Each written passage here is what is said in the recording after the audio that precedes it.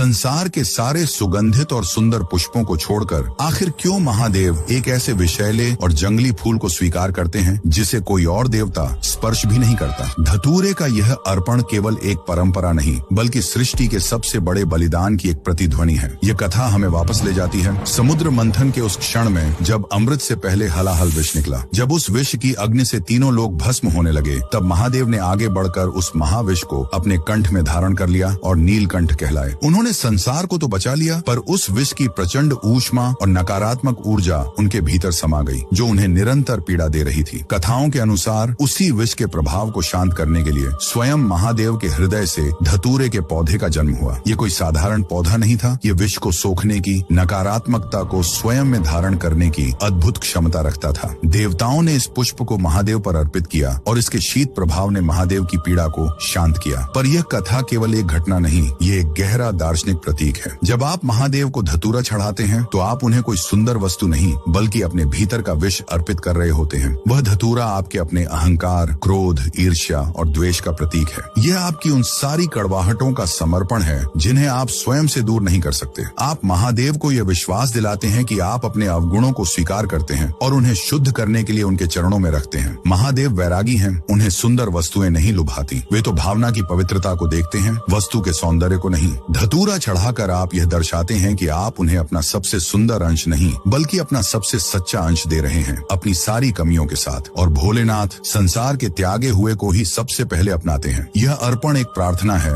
हे प्रभु, जैसे आपने संसार का विष पिया था वैसे ही मेरे भीतर के इस विष को भी पीकर मुझे मुक्त करें। उस नीलकंठ महादेव के सम्मान में जो हमारे भीतर के विष को भी अमृत में बदलने की शक्ति रखते हैं, कमेंट्स में ओम नीलकंठाय नम अवश्य लिखें। Download ShareChat.